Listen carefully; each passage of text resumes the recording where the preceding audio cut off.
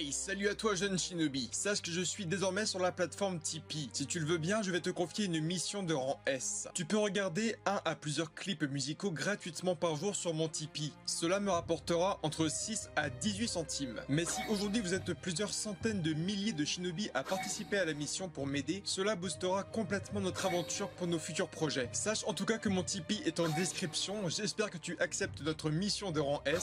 Je compte sur toi et bonne vidéo. À bientôt.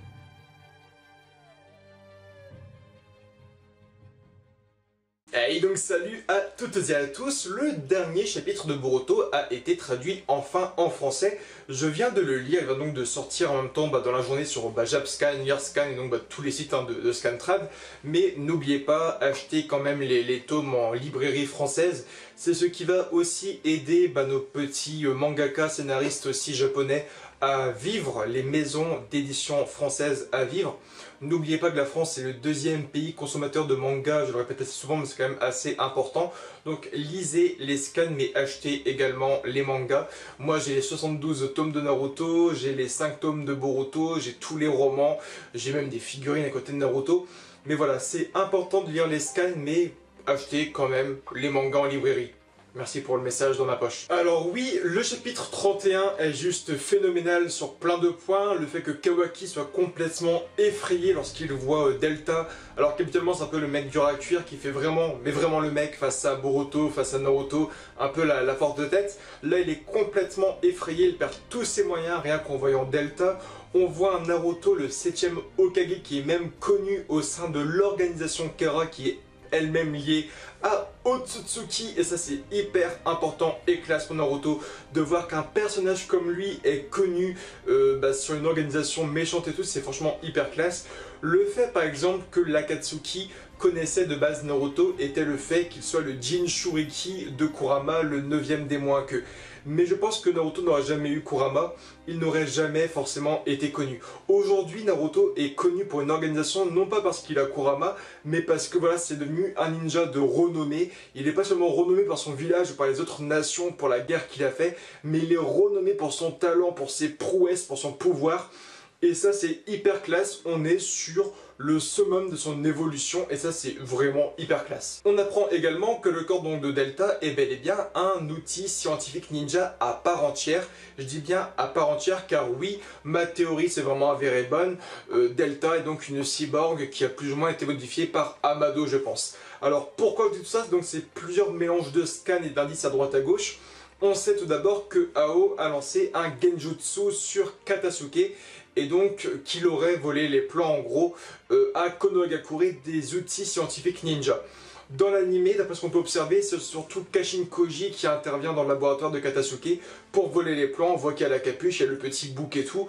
Donc voilà, c'est soit Kashin Koji, soit ça peut être aussi un membre externe comme ils sont vraiment appelés avec comme Garo ou Ao.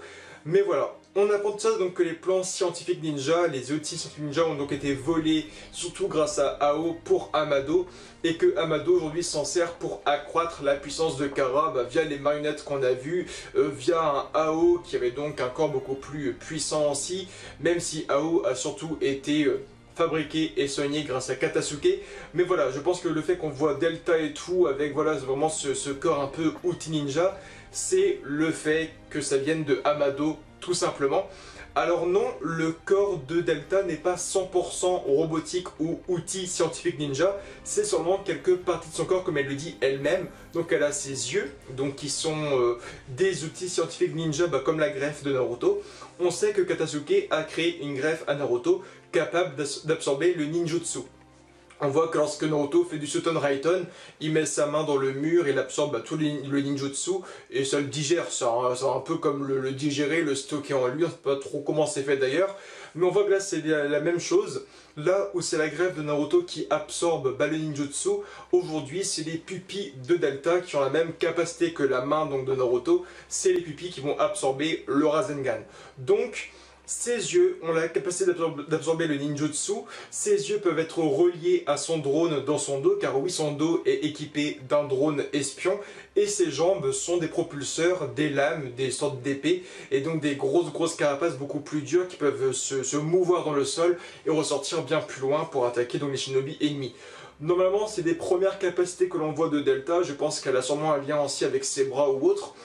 De ce qui est dit, on a Boruto qui va également dire « Oh là là, Delta est donc faite à part entière d'outil ninja, tout comme Kawaki ». Donc c'est avéré par la même chose aussi, c'est que Kawaki possède également un peu d'outils ninja en lui, comme on a vu avec Garou, lorsque son bras s'était un peu transformé face à Garou. Donc Delta a ses jambes, Kawaki a ses bras, Kawaki porte le numéro 9 de l'organisation, Delta porte le numéro 1. Donc on peut se poser plusieurs questions aujourd'hui. Est-ce que tous les membres de l'organisation Kara ont leur corps fait d'outils ninja scientifiques? On voyait que Ao avait vraiment des sortes de pectoraux en acier, il avait son visage à moitié découpé, une jambe, un bras. On avait Garo qui avait toute une mâchoire un peu en outil ninja. Delta, donc je viens de vous le dire. Kawaki, je viens de vous le dire aussi, même si Kawaki c'est beaucoup plus subtil. On dirait vraiment que lui il a fusionné carrément avec un outil ninja scientifique, c'est très spécifique. On a Kashin Koji qui est pour moi un semblable de Jiraiya, donc ça pourrait vraiment être un Jiraiya 2.0 avec toutes les parties du corps de Jiraiya qu'il a perdu autrefois qui ont été faites en outil ninja. Le vieux Schnock qui est mort face à Kashin Koji, il avait une jambe en bois, un œil perdu. Peut-être que derrière tout ça, il cachait aussi des capacités. D'ailleurs, il est possible qu'on revoie ce vieux aussi, parce que ce ne serait qu'un membre de Kara soit mort aussi rapidement. Mais voilà, ça ne faudrait même pas que ce vieux possédait aussi des outils ninja en dessous de son œil, en dessous de sa jambe de bois. Et Jigen, plus le grand barbu et le mec avec la capuche au fond. Beaucoup de membres de Kara, mais aujourd'hui la question est de savoir, est-ce que tous les membres de Kara ont leur corps fait en outil ninja scientifique? Le chapitre est également complètement magique pour son titre qui s'appelle Monstre, car oui, ce chapitre s'appelle Monstre et on se dit, quand on a un combat qui commence Delta versus Naruto, on pense que le monstre c'est Delta. On va voir sa puissance en tant que membre de Kara, on va voir sa puissance monstrueuse, et au final, ce n'est pas du tout pour cette fameuse Delta que le titre est placé, c'est pour Naruto, et donc sa puissance avec Kurama. On voit qu'il se régénère, qu'il se prend des coups, que son abdomen est percé, mais que ça se referme complètement. Il se régénère, comme à l'époque de la vallée de la faim, où son poumon était perforé par le Chidori de Sasuke, et ça s'était complètement refermé, hein, c'était complètement magique. Donc voilà, c'est incroyable, parce que moi quand j'ai vu que ce chapitre s'appelait Monstre, je me suis dit voilà, ça s'appelle Monstre parce que on affronte Delta, mais pas du tout, c'est parce qu'on affronte aujourd'hui surtout Naruto et sa puissance monstrueuse en tant que Jinchuri. On a aussi plein de moments assez subtils quand on voit que Naruto est au sol, qu'il se fait écraser par Delta, que Delta l'interroge un peu sur le fait, voilà, ne t'en fais pas, je m'en fous complètement de tes enfants, puisque Naruto avait dit ne touche pas aux enfants. Delta a dit, mais je m'en fous de tes enfants, moi c'est Kawaki que je veux, et là Naruto dit, ouais mais t'as pas compris. Quand je dis les enfants, Kawaki en fait partie. Ne touche pas à un seul cheveu de Kawaki, sinon tu vas vraiment prendre cher, je vais vraiment te détruire. Et donc là, on voit qu'elle dit un peu, mais pourquoi tu accueilles un inconnu à Konoha, que tu le protèges, que tu es prêt à donner ta vie pour lui et tout. Et rien que dans le regard de Naruto, moi j'ai revu complètement son enfance, j'ai revu son vécu. Naruto étant petit, il aurait aimé avoir une personne qui aurait donné sa vie pour lui. C'est ce qu'il a eu. Il a eu Iruka, qui a même été présenté comme étant beau-père de Hinata pendant le mariage. Mais voilà, c'est beau, moi j'ai complètement pensé à ça, c'est pourquoi tu veux protéger Kawaki. Et rien qu'avec le regard de Naruto, moi j'ai lu un message qui disait, parce que moi petit j'ai grandi dans la merde, que j'aurais aimé qu'il y ait quelqu'un qui me protège quand ça allait pas. C'est ce que voilà, c'est ce que je vais faire pour ce petit, même si je ne le connais pas à 100% comme tu le dis, tu as raison. Mais je vais le protéger de ma vie parce qu'il a peur de vous aujourd'hui, que c'est ma mission de le protéger. Je suis le chef de Konoha, c'est à moi de le faire. Voilà, moi j'ai lu tout ça en un seul regard, avec une position, avec le fait qu'il voulait protéger Kawaki sans même le connaître. C'est complètement magique, et oui, rien que pour ça, on peut dire que Ikemoto s'est également complètement amélioré sur le plan du dessin. En effet, je n'ai jamais dit dans la live reaction que Naruto se faisait complètement détruire, qu'il était complètement faible.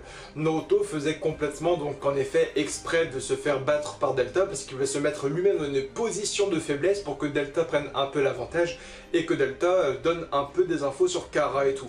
Mais elle ne l'a pas du tout fait, elle a lu complètement Naruto, donc oui, Delta est une femme complètement intelligente, elle donne aucune réponse à Naruto sur ce qu'il veut savoir, Et le combat va donc vraiment commencer, Delta va se donner complètement à fond, Naruto complètement à fond, le combat va commencer, et même Kawaki dit on va s'éloigner, là ça va donc vraiment être la merde, on s'écarte maintenant, et on a un Boruto qui est là, il fait bon bah face à deux monstres comme ça, je ne peux même pas intervenir avec le Kama ou un Rasengan parce que je me ferai tuer en 2-2, je vais les laisser se battre.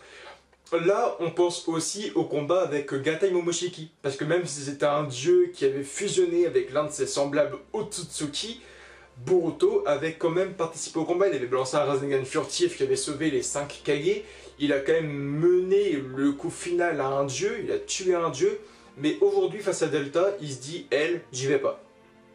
C'est intéressant. Face à Gatai Momoshiki, il fonçait tout, mais là, aujourd'hui, on a un Boruto qui s'est déjà amélioré, il a pris beaucoup plus en maturité et j'en passe, en expérience, en combat et tout. Mais là, il voit Delta et il se dit, je sens pas, face à Momoshiki et tout, j'y vais, mais face à elle, j'y vais pas. Donc là, on se pose beaucoup de questions, est-ce que Delta serait supérieur à un Momoshiki ou à Kinshiki? Ça s'équivaut, je pense, ça s'équivaut vraiment. Parce que oui, Naruto a une puissance extraordinaire, mais je ne sais pas aujourd'hui vous dire, voilà, si le combat va vraiment exploser, si Naruto gagnerait ou si Delta gagnerait. Pour moi, ça va vraiment se finir sur une sorte de match nul parce que Kashin Koji est déjà dans les parages et que ça va finir sur un enlèvement de Boruto de Kawaki. Dans tous les cas. Ce chapitre est juste extraordinaire niveau dessin, niveau combat, niveau intensité. On voit Naruto un peu dans le mal et tout, on a peur pour lui, on apprend qu'au final il faisait exprès. On lit dans son regard, on voit qu'il y a un peu Boruto, Kawaki qui sont présents. Rien que la présence de Himawari en dit long, ça je vous l'ai aussi déjà dit dans la live reaction. Je pense que le fait que Himawari soit présente aujourd'hui va aussi mener à un bout du scénario. Elle va forcément avoir une implication là-dedans aussi. Donc j'ai hâte de voir tout ça. En tout cas, vos avis à vous en commentaire. Est-ce que Himawari va réveiller ses Bakugan et déceler un point faible, sûrement un truc dans le corps de Delta? Est-ce que c'est Boruto qui va réactiver le Jogan et voir un point faible et informer son père? On ne sait pas. Je pense que les enfants auront dans tous les cas une importance. On voit que Boruto est chargé de la protection de Himawari et Kawaki est chargé de la protection de lui-même. Donc on voit que on a vraiment un Naruto qui a confiance envers Kawaki encore une fois aujourd'hui. Il dit protège-toi tout seul, tu es assez puissant pour te protéger et tout, moi je fonce sur elle. Le chapitre est extraordinaire, mais on verra tout ça le mois prochain. Et attention, parce qu'il y aura je pense bientôt aussi un live avec Pro Psycho 4, donc Pro Sensei et avec Raito sur la chaîne de Pro Sensei. On parlera de ce fameux chapitre extraordinaire. Je vous dis à très bientôt et Jana.